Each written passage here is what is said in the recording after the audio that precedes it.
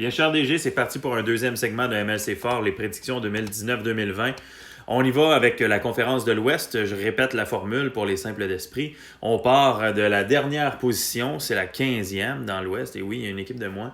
La 15e position, on va se rendre jusqu'à la 12e position. Par la suite, on va faire les 3 leaders de division et on revient ensuite refaire 11, 10, 9 et les 2 wildcards, les équipes qui se classent en série. Donc, à la toute dernière position du classement, quelle équipe de l'Ouest as-tu choisi? Ben, je pense que ça ne sera pas une surprise. C'est une équipe qui a décidé de vraiment de prendre une reconstruction totale. Elle était présent au dernier draft. Je parle bien sûr du Wild du Minnesota. Ah mon Dieu, je ne m'y attendais pas. Je sais. Alors, une équipe qui aura comme David Backes comme premier sang, Michael Camilleri, encore là, NHL 2009, on aime ça. Patrick Sharp, NHL 2009, on aime ça. Je pense que c'est l'équipe NHL 2009. Drew Stafford, Milan Lucic. C'est tous des bons noms dans NHL 2009. Zach Bogosian fut un espoir rempli de promesses en 2009. Aujourd'hui, un peu moins. Mais c'est une équipe qui est, on va se le dire, qui est juste pas là pour les prochaines années, mais plein de bons jeunes. J'aime beaucoup Byron, Trevor Zegras, Cole Caulfield. On a repêché comme 53 fois dans les repêchages. On a une super belle relève. Vraiment, l'avenir...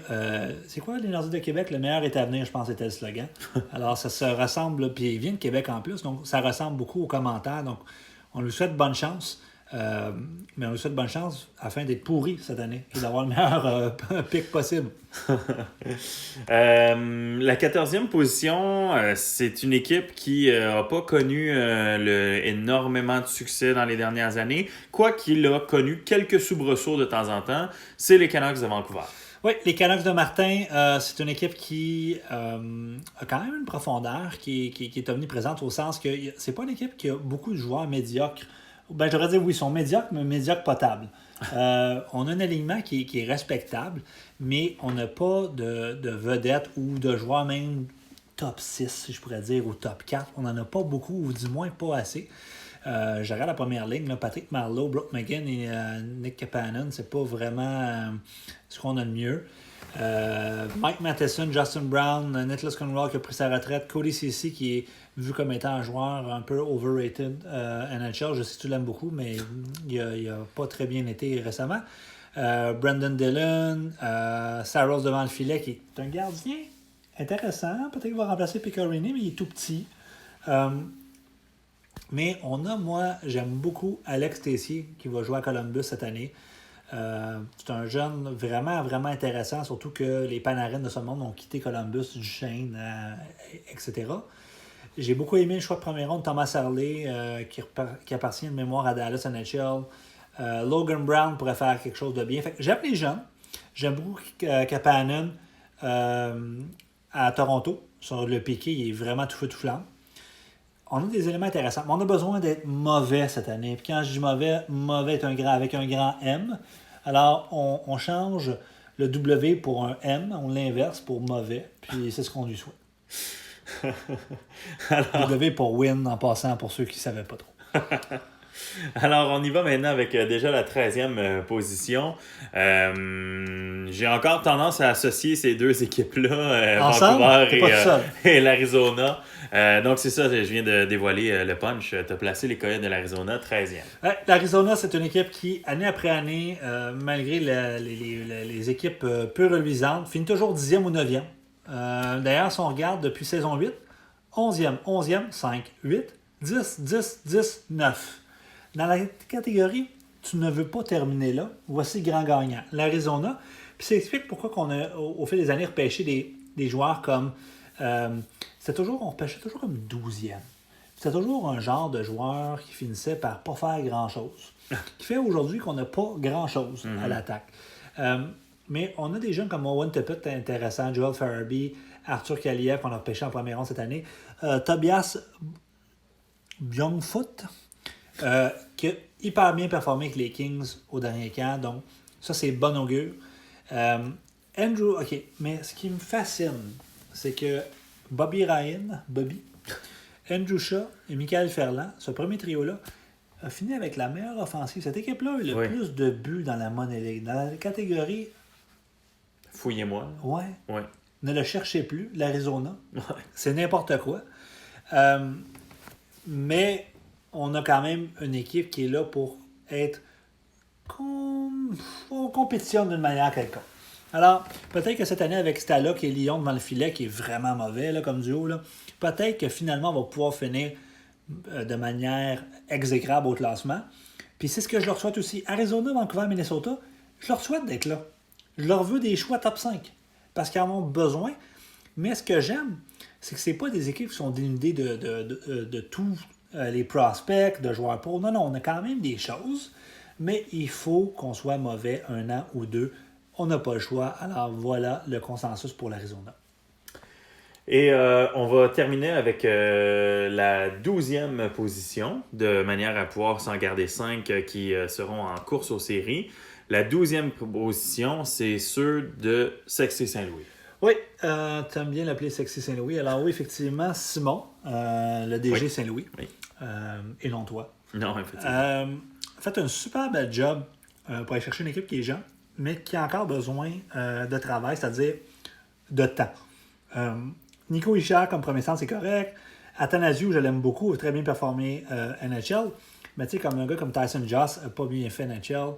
Robert Thomas a bien fait, mais pas encore assez pour être un gars d'impact. Jimmy Vesey déçu.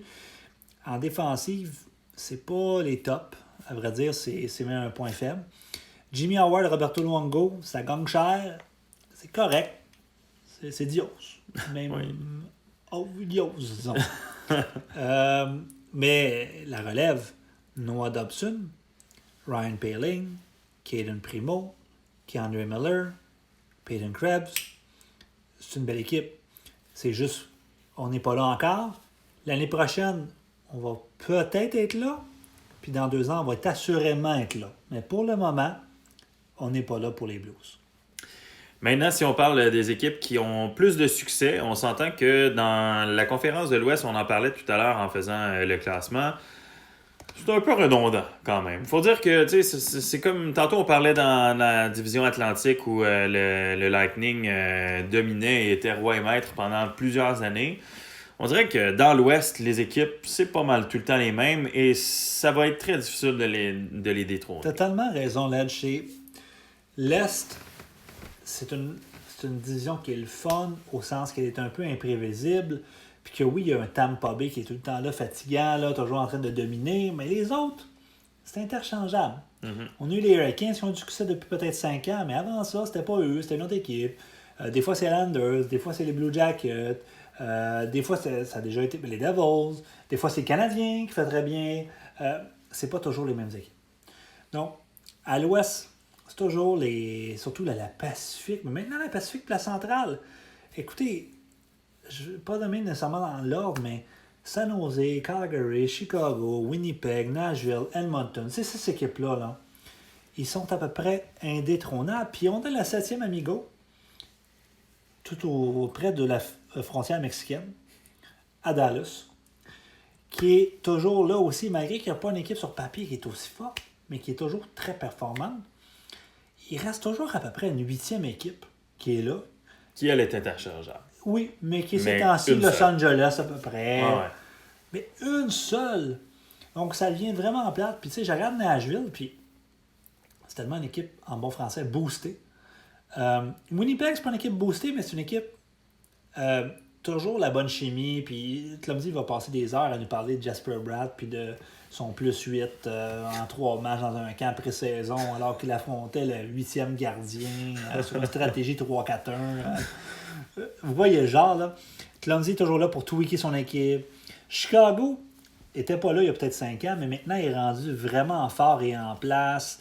Calgary est là depuis toujours, San Jose est là depuis toujours, puis Edmonton est là depuis à peu près 5 ans, mais il va être là encore un bout. Mm-hmm. Fait que je regarde ces équipes-là, qui est dans LA, qui est dans Saint-Louis, Arizona, Vancouver, Minnesota, Anaheim et Vegas, Seattle, va compétitionner à long terme. Ça va en prendre plus qu'une, ça va en prendre 3-4 pour venir faire, comme ils disent, occupation double, créer de la bisbille.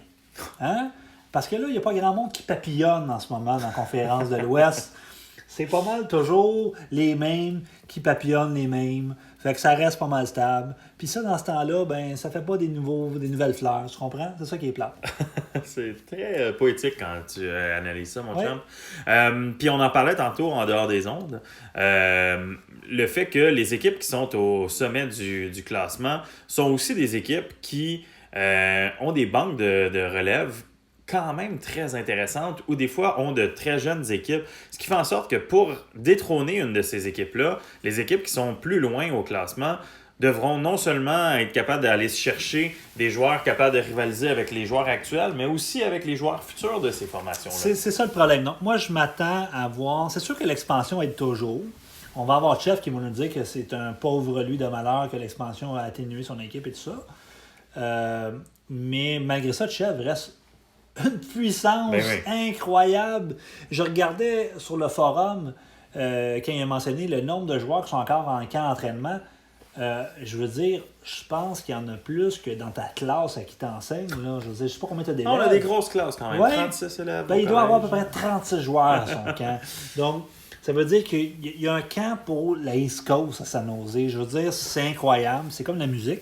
Puis, ça fait en sorte que c'est démotivant pour la plupart des DG. Alors, est-ce que je vais me faire comme quelqu'un en cette ère de politique? Est-ce que je vais être comme celui du NPD qui va dire là, il faudrait qu'on paye la taxe aux riches et puis qu'on vienne faire une protection de seulement 5 joueurs pour que tout le monde puisse aller chercher ça? Non, c'est pas ça que je dis. Mais je dis, si je m'appelle Arizona, puis que je regarde mon équipe avec Ken Jusha sur la première ligne, puis que je finis toujours 10e, même si je veux finir plus poche que ça, qu'est-ce que je fais? Puis c'est ça l'Ouest. Alors, c'est ça le défi. Puis on va continuer à parler des équipes. Oui, allons-y dans ce cas-là. Avec la division Pacifique, parce que ce n'est pas celle de notre région. Ouais, non, vraiment pas même. Celle de la Pacifique, la première position, elle est détenue par qui? Sergei Bobrovsky, les Oilers d'Edmonton. Mark Sheffield et Ovechkin comme duo d'enfer. Logan Couture, Elias Home. Je veux dire, Dadonov qui est un genre. Très belle saison. C'est ça. Bon, défensif qui en cherche plus. Je veux dire, des Duncan Key, des Neil Pionk, Sergachev par contre, mais qui ont des bonnes cotes quand même. Puis un gars comme Pionk qui pourrait se retrouver en ce moment potentiellement Winnipeg. 2 ou 3e défenseur à Winnipeg. Oui, les nuits sont longues à Winnipeg. Oui, les nuits sont très longues. Mais les Oilers, c'est le club à battre pour moi dans l'Ouest. Est-ce que San Jose, exemple, est meilleur sur papier? Peut-être que oui, mais la chimie est là. Puis Sheffield et Ovechkin, indestructible comme duo, puis Bobrovsky comme gardien, très très fort. Deuxième position maintenant, tu viens tout juste d'en parler de cette équipe-là que tu dis peut-être que sur papier elle est plus forte. Tu as placé les Sharks de San Jose. Ben, les Sharks, c'est une équipe, comme on dit, année après année. C'est genre le match des étoiles, mais juste dans une équipe. Ils vont très bien faire. Encore une fois, moi je cherche mon ordre alphabétique, ça va pas bien aujourd'hui. Alors, les Sharks, les voilà. Sidney Crosby, il est pas pire. Austin Matthews, Mark Stone, Piquet Subban, Tyler Seguin, Landeskog, Ryan Ellis, Zuccarello, Eller, Justin Falk, Frederick Anderson devant le filet et tous les jeunes possibles qu'on peut imaginer. C'est ça les Sharks. Écoutez, si on peut faire une ligne exemple, là, Crosby, Matthews, Mark Stone. Tu sais, c'est pas piqué des verres. Non, c'est pas piqué des verres. Tyler Seguin, sa deuxième ligne, ça se prend bien. C'est vraiment une équipe de vedettes. J'ai hâte de voir ce qu'on va faire avec quelques joueurs. Je pense entre autres à Piquet Subban et Sidney Crosby. Est-ce que c'est le dernier moment que l'équipe éventuellement des gros salaires, c'est des gars qui vieillissent. Est-ce qu'on serait tenté de les échanger? On va voir. Mais chose certaine, les Sharks vont être dans le coup cette année encore une fois. Et pour terminer le podium de la division Pacifique, tu as été avec encore une fois une valeur sûre. Ben, c'est ça, les Flames de Calgary. Les Flames de Calgary, c'est un peu comme acheter l'action de la Banque Royale à la bourse. Bon, peut-être que tout le monde ne suit pas le marché boursier, là, mais la Banque Royale ou toute autre banque canadienne, disons comme la TD ou les banques qui sont très fortes, ils versent ce qu'on appelle une dividende à chaque année. OK, bonhomme à l'an, l'action peut bouger. Exemple, mon action vaut 100 $, elle peut valoir 120 $, elle peut valoir 80 $, mais je suis toujours sûr de recevoir à peu près, grosso modo, 4 $ par année de dividende. qui rentre, peu importe, récession, pas récession, j'ai mon $4 qui rentre. C'est ça les Flames de Calgary, c'est une dividende année après année qui me paye, puis que j'ai à peu près rien à faire, puis ça rentre par la poste, mon chèque est là, je suis sûr de ma performance. C'est ça les Flames. Puis comme une action de la Banque Royale, c'est pas de ça que je vais parler le matin quand je vais me lever. Quand les gens parlent des actions en bourse, ils vont nous parler de Tesla qui a monté, ou quelque chose d'excitant, ou qui a descendu, ou Bombardier qui a coupé les emplois, mais pas la Banque Royale. Voyons donc, qu'est-ce qu'ils ont fait? 1,3 milliard de plus qu'au dernier trimestre. Alors, c'est ça, les Flames. C'est Taylor Hall, c'est Claude Giroux, c'est Pacioretty, c'est Voracek, c'est Blake Wheeler. Tous des joueurs que t'aimes, mais que t'adores pas. T'sais, surtout Pacioretty, Voracek, Wheeler, je nomme ça. C'est des bons joueurs, là. Mais c'est pas des Kovalchuk dans son prime. Ah ouais, c'est pas des joueurs électrisants, là, que tu te lèves là, de ton siège. J'aime beaucoup Tyson Barrie. Mais tu sais, c'est des Danny Amos, des Jake Gardiner, des Luke Shan, des Jay Boomester, des Brandon Montour. Heather Buck a eu une mauvaise saison l'année passée, mais une excellente année d'avant.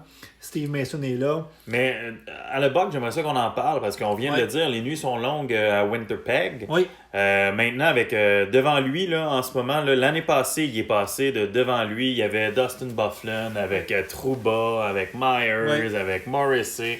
Là, maintenant, il y a Morrissey, puis il y a soit genre Niku ou Neil Pionk devant lui. On s'entend que ces deux joueurs-là étaient soit pas de l'alignement l'an dernier, ou il était le 6e ou 7e défenseur de l'équipe. Là, il se retrouve à être sur ton top pairing. Ça va être beaucoup plus difficile pour lui. Ça pourrait être le point faible de Card, d'autant plus qu'il a échangé Sorokin, qui était sa relève devant le filet.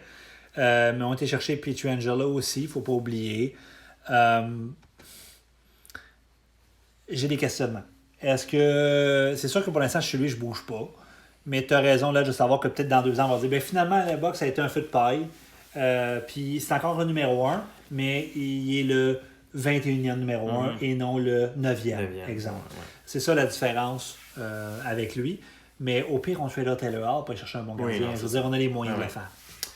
On va se déplacer maintenant vers la centrale, l'endroit où il y a différentes villes qui nous accueilleront. Je l'espère. Pour parler de leurs équipes. Oui, pourquoi pas. Alors, pourquoi pas y aller avec une ville où le country règne. Oui. La première équipe assise au haut du classement dans la division centrale, c'est les Prédateurs de Nashville. Les Prédateurs de Nashville, il y a comme plusieurs traditions dans la Money League, mais une de mes favorites, depuis à peu près 4 ans, c'est Frank qui nous dit « Voici mon line-up.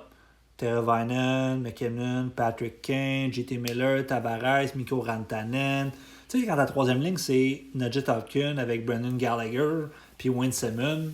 Puis tu as Stan Bennett, c'est la 4e. Puis après ça, tu te dis « J'ai Giordano, Klenberg, Ekblad, Pesci, qui est comme un joueur qu'on parle pas beaucoup, Pesci, mais en Caroline, il est tout simplement très, très solide. Vince Vaughn comme 5e. Encore là, un qu'on parle pas beaucoup. Tuukka, Tristan Jarry, qui est genre un petit peu le JF Berube de ce club-là. Frank, il nous marque toujours ça. Puis après ça, il nous dit, selon moi, je vais finir 9e, je vais me battre pour les séries. Puis là, on est comme... Il s'enlève la pression. On est comme, OK, Frank, là, les écritures François Lapointe sortent de son corps, là, Frank, là. Tu peux nous le dire, là. C'est clair, tu finis top 3 avec ce club-là. Puis même, c'est un club d'All-Star. Alors, Frank, on se prendra une bonne bière au prochain draft, là. Mais... tu as une équipe pour gagner la coupe. Alors, viens pas me dire que tu vas finir 8e cette année. 109 et 107 points, 2e et 3e de la conférence dans les 2 dernières années. On a des bons jeunes aussi quand même. Tu sais, j'aime beaucoup Rupe Hintz à Dallas et Ty Dellandra aussi qui était à Dallas. Mais on a comme 8 prospects à Nashville. On n'en a pas beaucoup, mais il y en a des bons là-dedans. Puis l'équipe n'est pas vieille. Tu sais, McKinnon, c'est quand même jeune. Teravainen, c'est encore jeune. Rantanen, c'est encore jeune. Nugent Hopkins, c'est encore jeune. Ekblad, Klenberg, Pesci, Dunn, tu sais, c'est encore jeune. Alors, pour moi, Nashville, c'est l'équipe qui a un petit je ne sais quoi qui fait la différence entre Nashville et les 2 autres équipes de la centrale qui vont les suivre. Parlons-en des 2 autres équipes de la centrale. La 2e position, tu as décidé de la donner à la Ville des Vents, celle des Hawks de Chicago. Oui, une équipe, on va regarder leur défensive. Ristolainen, Shea Weber, Tyler Myers, Eric Johnson, Noah Neffin, Alec Martinez, John Gibson. Pour moi, c'est une des meilleures défensives du circuit. Des super belles cotes, Money League, en plus. Carré de talent comme backup, il me semble que ça fait weird de dire ça. Oui. Une attaque qui est bonne, mais pas excellente. William Nylander, Krejci, Drouin, Case, Stahl, El Nino, Carl Turris, Cogliano, Jeff Carter. C'est une très bonne attaque. C'est pas la meilleure, mais il y a une belle profondeur. Il n'y a pas vraiment de faiblesse. La défensive est A+. Pardon. Donc, pour moi, Chicago, c'est juste de continuer là où on l'a laissé. C'est sûr qu'on souhaiterait un Drouin qui va rebondir pour lui. Mais sinon, c'est juste de collecter encore là ses points. 113 points l'année passée, premier de la conférence. Alors pourquoi pas répéter l'exploit, mais je les vois juste descendre un peu à la deuxième position. Et pour compléter ton podium? Pas très surprenant. Winnipeg, les nuits sont longues à Winnipeg LNH, mais sont moins longues à Winnipeg Money League. Quand on a Patrice Bergeron comme centre numéro 1, sincèrement, et Niklas Bäckström comme deuxième, on peut toujours espérer de bien finir. Victor Edvinsson, l'un des joueurs les mieux cotés dans la Money League. Il y a du scoring, il y a de la défensive, il y a un peu de tout. Johnny Gaudreau, électrisant. Nazem Kadri, un autre joueur très bien coté Money League. Torrey Krug a bien fait en série. Je pense qu'on l'a connu encore plus en série. On connaissait Torrey Krug, mais on disait toujours que c'était un joueur offensif seulement. Mais il nous a montré que c'était tout un défenseur. Josh Morrissey, Alex Adler, Slavin, que j'adore beaucoup aussi en Caroline. Ben Bishop, qui est le vrai meilleur gardien de but dans la Money League côté-cote, avec Jonathan Quick comme deuxième. C'est excellent. 107 points l'année passée, 123 points il y a 3 ans. Winnipeg. 10 participations en série consécutive. Alors, comment ne pas les mettre en série du côté des Jets? Ça va se batailler très fort, honnêtement. Les 6 équipes dont on vient de parler vont assurément offrir de chaudes luttes. Puis on en a parlé, tout peut être tout peut être interchangeable dans ces 6 positions-là. Oui. Mais c'est vraiment quelque chose qui, en bon français, sont lockés là, vraiment en série. On va y aller maintenant avec la course aux séries. Il nous reste donc 5 formations à aborder. On va y aller avec une formation que tu connais bien, que tu as positionnée en 11e place cette année. Quand même un beau bond vers l'avant. C'est ton équipe, celle des on ne sait quoi de Seattle. Effectivement. Pour l'instant, il s'appelle les Golden Knights, mais il joue au Key Arena à Seattle. Je vais être franc avec toi, Ledge. 51 points, 54 points, mes 2 premières années, c'était pas vraiment ce que je suis le plus fier. Mais l'équipe a vraiment rebondi en ce off-season-là. Je pense qu'on a vraiment changé la face de l'équipe.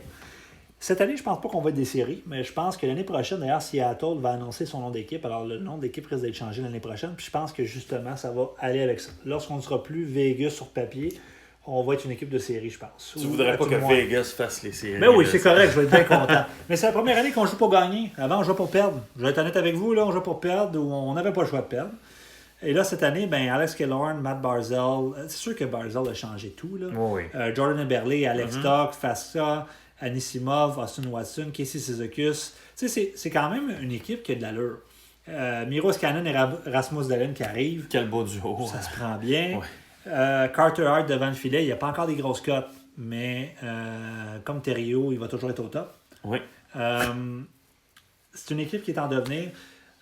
Cody Glass, Adam Fox, Nick Suzuki, qu'on a vu récemment au camp. Je suis hyper fier de mes jeunes joueurs. Je vais suivre Nikita Gusev aussi. C'est sûr que je vois l'équipe comme étant une des prochaines équipes. Je pense qu'il va devenir une force, personnellement. Je pense qu'on va devenir une très bonne équipe. Surtout au niveau jeunesse. Là. Je pense pas qu'il y a beaucoup d'équipes qui aient autant de bons jeunes prospects. Là. Pas dans le line-up. Là. Au niveau vraiment prospect. Je pense qu'on est sûrement dans le top 5, peut-être top 10 à la limite, là, mais on est là. Mais cette année, il va nous manquer de jus encore, puis Carter Hart n'est pas encore à ses côtés. Alors, c'est pour ça que je place l'équipe 11e. Et là, tu disais l'an prochain, il faut possiblement essayer de te tailler une place en séries éliminatoires. C'est le but. L'année prochaine, c'est vraiment le but, oui. Tu te donnes combien d'années pour être capable d'essayer d'aller limoger une des 6 formations qui domine la conférence de l'Ouest? C'est pas facile, ça. Je te dirais... OK, donc là, cette année, c'est 1 année. L'année prochaine, 2. Je te dirais 3 à 4. OK. À peu près. C'est quand même rapide. J'aime 3 ça. à 4. Tu te donnes la pression. Il faut... Puis c'est quoi? J'aurais pas le choix parce que... Puis c'est une des raisons, puis je l'ai écrit sur le forum. Puis ça c'est... On peut parler de mon équipe, mais on peut en parler aussi hors ronde. Fait que on passera pas une demi-heure. Mais on peut passer 3 minutes sur le phénomène des RFA NHL qui signent leur 2e contrat très cher. Puis ça, aussitôt que j'ai vu ça, j'ai changé, pour prendre dans le décide, j'ai tweaké un peu ma stratégie, je l'ai modifiée en disant OK, on va essayer d'être meilleur tout de suite. Parce que le problème, c'est que même si tu as 8 Matt Barzal dans ton équipe, mais que les 8 te demandent 11 millions, ça te fait 88 millions, puis il te reste 12 autres joueurs à payer, tu peux juste pas habiller personne, c'est impossible. Fait que là, tu te retrouves dans la situation où c'est que tu pries que tes joueurs signent un deuxième contrat qui a du bon sens, parce que sinon, Dallin, Escannon, Cody Glass, Matt Barzal, exemple, si ces 4-là signent tous des contrats de 10 millions chaque, je me retrouve avec 40 millions sur 4 joueurs, puis là, tu as des Nick Suzuki, des Eberle, des Alex Stock qui arrivent, je ne pourrais pas les garder. Fait que mon défi à moi, c'est d'essayer d'être le meilleur le plus vite possible sans sacrifier ma relève nécessairement. Comment faire ça? Honnêtement, ça ne fonctionne pas comme formule mathématique, ce que je viens de te dire là. Fait que je ne le sais pas. Mais j'espère être bon plus vite parce que sinon, je vais être obligé de liquider avant d'être bon. C'est triste, honnêtement. Je pense que c'est fini l'époque de dire qu'on veut 58 jeunes dans son équipe parce que tu ne pourras pas garder. Tu ne pourras juste pas garder. Autrefois, il signait des contrats de 6 ans, de 3,5. Pendant comme 4-5 ans, alors que tu es signé à la 5e année pour un autre 4 ans. Alors, tu te retrouvais avec un genre de 10 à 12 ans. Ton gars de 18 à 30 ans, il coûtait 5 ou 6 millions au moins. Alors, tu peux en avoir 10 dans ton équipe, des gars comme ça. C'est plus le cas. La 10e position maintenant, que tu donnes à nos charmants Ducks de Nanaheim. Oui, alors les Ducks de Nanaheim, c'est une équipe que, pour parler au DG, on a un manque de confiance par rapport aux performances suite à l'année dernière, mais il ne faut pas oublier qu'il y a 2 ans, on a fait les séries. Jack Eichel, Phil Kessel, Morgan Riley, Matthew Ketchuk. Voilà les Ducks de Nanaheim. Le reste, profondeur, très discutable, mais on n'est pas prêt à donner de la relève pour aller chercher ça. Colin White, un autre bon jeune que j'aime beaucoup. Pour moi, ça, c'est vraiment les éléments des Ducks d'Anaheim. Je pourrais parler des autres petits éléments, mais il faut se concentrer là-dessus. Continuer, on n'échangera pas son Chapoméron cette année, je suis pas mal persuadé de ça. À vrai dire, je pense qu'on va absolument faire aucune transaction cette année. OK, chercher un Chris Connors contre rien. Des vétérans comme qu'on a fait, contre $1. Alors, c'est ça le but. Faire les séries, je pense que c'est le but, mais je pense qu'on n'a pas confiance qu'on va les faire. Alors, on ne bougera pas plus. Alors, c'est pour ça que je me dois de mettre les Ducks d'Anaheim 10e. Mais j'ai hâte de voir qu'est-ce qu'on va faire en l'avenir avec, exemple, Phil Kessel si on voit qu'on continue à manquer les séries. Pardon. Il nous reste donc 3 formations. On va faire exactement la même chose que dans le segment précédent, c'est-à-dire nommer les 3 équipes qu'il nous reste en ordre alphabétique et par la suite, tu nous parleras de ceux qui font les séries et celles qui malheureusement les rateront. Donc, on a Colorado qui nous reste, il reste Dallas et il nous reste LA. Alors, 7e position, j'ai pas le choix, Régent. Les Stars de Dallas. Les Stars de Dallas qui ont manqué les séries à 2 reprises depuis 15 ans, dont une fois 9e à 92 points. Donc quand même, on a seulement eu une saison de 75 points. À vrai dire, si on regarde ça, la deuxième pire saison de l'équipe, c'est 89 points. Ça se prend pas pire en 15 ans. Joe Pavelski, Sebastian Aho, Mike Hoffman comme premier trio, très fort. Jared Spurgeon, ça c'est un joueur qui devrait jouer pour les Stars de Buffalo. Parce que il est excellent, mais il a un nom de Stars de Buffalo. Comme ordinaire. Thomas Chabot, le joueur clé de l'équipe à long terme, a signé un contrat de 8 ans, 64 millions, 8 millions par année. Ça, c'est un beau contrat pour lui. Il va être très, très fort pendant longtemps. J'aime beaucoup le relève avec Adam Bockus. J'aime Shesterkin, ou peu importe comment on le prononce, l'avenir des Rangers NHL. J'aime beaucoup aussi. Ce que j'aime de Régent, c'est qu'on pêche toujours quand même à tous les 3 ans un genre de joueur à la AO, à la Chabot. Là, c'est Bockus. Oh, Bokvis, ça va être beau, là. On réussit toujours à renouveler à l'interne. C'est très difficile à faire, mais Régent l'a fait. À l'époque, il avait été échangé Claude Giroux, malheureusement. Ça en était un autre exemple qu'on avait bien repêché. Puis on continue de le faire. Alors, pour moi, Régent, c'est un incontournable. C'est le 7e élément, si on veut, des 6 autres, si on veut. Il s'ajoute toujours à ce top. Et c'est le top 7 avec Régent. Puis en plus, c'est une équipe qui nous a fait mentir souvent dans les prédictions. On a commencé à faire les MLC Forts saison 4, si ma mémoire est bonne. Et je pense que les 6 ou 7 premières années, on les plaçait toujours hors série. Ils nous auront fait mentir 6 fois sur 7. Et voilà. Là, maintenant, on les place en série. On espère pour Régent qu'il ne nous fera pas mentir en se glissant à l'extérieur de la danse printanière. Mais même l'année passée, une saison de 100 points, encore une fois. Plusieurs saisons de 100 points dans son palmarès. Donc, vraiment une équipe qui continue d'être à surveiller. Et là, il nous reste 2 formations. Vas-y avec tes choix. Alors, l'équipe qui sera des séries sera l'Avalanche Colorado. Alors, l'Avalanche Colorado, une équipe qui a un DG, mais qui est sur le point de vendre en ce moment. Oui, et en plus, c'est une équipe quand même. Je trouve quand même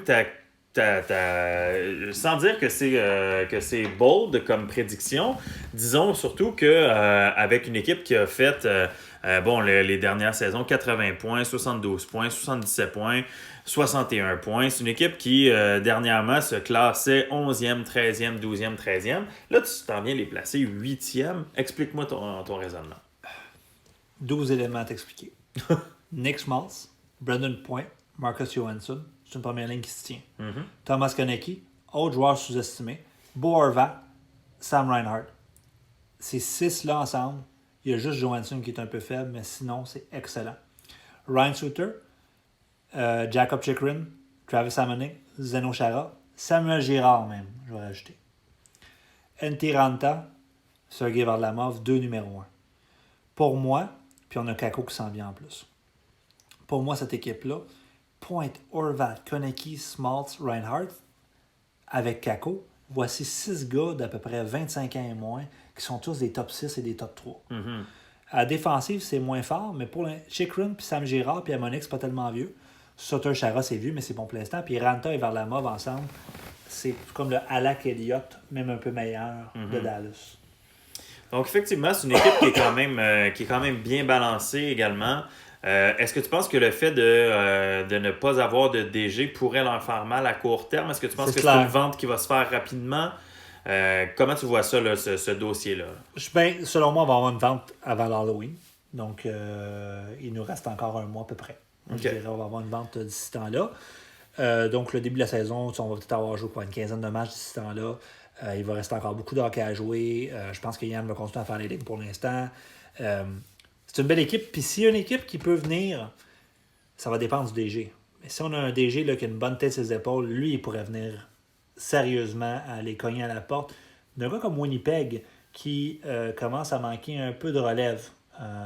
Alors, l'équipe vieillit un peu. Colorado pourrait venir mêler des cartes dans la centrale. Et là, ça veut donc dire que cette année, tu as décidé de placer les Kings de Los Angeles à l'extérieur des séries éliminatoires. Oui, les Kings de LA, une équipe qui fait souvent les séries. Seth Jones, qui est leur leader depuis le repêchage. Mais après ça, ça se complique un peu. C'est-à-dire que c'est vraiment Seth Jones qui est comme un peu l'élément vedette. Ensuite, on retrouve des Kevin Hayes, des Nick Foligno, des Brandon Saad. C'est tous des joueurs de Buffalo, ça. Tu trouves pas? C'est des joueurs à la Buffalo. Tyler Toffoli, Mike Fisher, Philippe Danault qui est quand même très bien. Une défensive qui se tient. Jones, Leddy, Brodeen, mais devant le filet avec Craig Anderson et Peter Murray-Isaac. Il y a 5 ans, ça aurait bien gardé. Là, c'est plus difficile pour Craig Anderson qui avait gagné, je pense, le Masterton quand il était revenu parce que la femme avait le cancer. C'était une belle histoire, mais là, c'est plus le même joueur. C'est une équipe qui est vieillissante. Pour moi, ce que j'ai peur des Kings, c'est pas une équipe qui a une super relève, c'est pas une équipe qui a une super équipe en ce moment. Alors, qu'est-ce qu'on va faire dans le futur? J'ai bien hâte de voir ce que le DG des Kings va faire. On a Seth Jones comme jeune vedette, mais je regarde les jeunes en ce moment dans le repêchage, puis je vois pas aucun joueur qui va venir être un joueur d'impact là, top 6 dans les jeunes ou un top 2 en défensive. Alors, je m'interroge par rapport aux Kings, disons, d'ici 2 à 5 ans, là, mais surtout 2-3 ans même. Donc, ça complète nos prédictions pour les deux conférences. Comme je le fais à chaque année, j'aime toujours te demander tes choix pour le carré d'as, la finale et le gagnant. OK. Donc, comme tu sais, j'ai toujours une très grande préparation. Oui, j'ai pas été réécouté l'an passé. Je serais curieux de savoir. Non. Alors, faudrait retrouver le segment de l'an dernier pour savoir si tu étais complètement dans le champ, un peu dans le champ, moyennement. On regardera ça, pardon. Donc, vas-y de ton carré d'as. OK. Alors, moi, j'y vais dans l'ouest avec Nashville pour la centrale et Calgary pour l'ouest. En finale de conférence, Nashville l'emporte et sera en finale de la coupe. OK. Dans l'est, pardon, je vais y aller avec les Red Wings. Puis je vais y aller avec